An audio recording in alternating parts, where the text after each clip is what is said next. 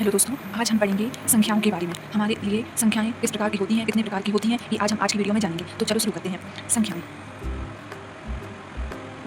जिन्हें नंबर्स कहा जाता है, ये संख्याएं दो प्रकार से हो सकती हैं। पहली वास्तविक संख्याएं, पहली हमारी होती हैं वास्तविक संख्याएं जिन्हें हम रियल नंबर कहते हैं,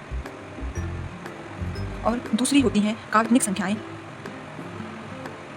जिन्हें इमेजिनरी नंबर कहा जाता है। अब सबसे पहले हम जानेंगे वास्तविक संख्याएं, रियल नंबर्स के बारे में। रियल नंबर्स वे नंबर्स होते हैं जिनकी हम गणना कर सकते हैं, जिन्हें हम अपने जीवन में वास्तविक रूप में प्रयोग में लाते हैं। वे संख्याएं वास्तविक संख्याएं होती हैं। काल्पनिक संख्याएं जिन्हें मान लिया गया है, वास्तव में इस प्रकार की कोई संख्या परिभाषित नहीं है, इनको मान लिया गया है। इनके लिए ये प्लस आई बी के रूप में होती हैं, जिसमें ये जो है रियल नंबर और आई बी वाला पार्ट काल्पनिक नंबर होता है, काल्पनिक हिस्सा होता है। इसमें आई है जो वो अयोटा होता है, जिसका मान करनी ऋण 1 होता है। अब हम जानेंगे वास्तविक संख्याओं के बारे में। वास्तविक संख्याएं बहुत प्रकार की हो सकती हैं। सबसे पहले इनको हम दो भागों में बांटते हैं। पहली होती है परिमेय संख्या, दूसरी होती है अपरिमेय संख्या।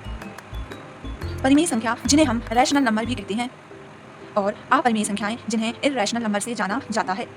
अब रैशनल नंबर और इरैशनल नंबर में क्या अंतर है, इसे हम जानेंगे। परिमेय संख्याएं जिन्हें हम p/q के रूप में लिख पाएं, वह परिमेय संख्याएं होती हैं, लेकिन इसकी एक कंडीशन होती है जिसमें इसका जो q है वह 0 के बराबर नहीं होना चाहिए।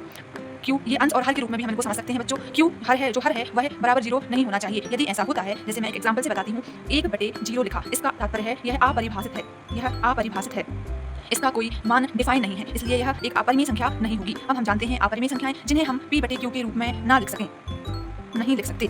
वे होती हैं अपरिमेय संख्याएं, जैसे करनी 2, करनी 3, करनी 7, यह सब हमारी अपरिमेय संख्याएं हैं। इसमें पाई भी एक अपरिमेय संख्या है। ऐसी और भी संख्याएं हैं जिनको हम p/q के रूप में ना लिख सकें, वह अपरिमेय संख्याएं होती हैं। अब हम जानेंगे परिमेय संख्याओं के अंतर्गत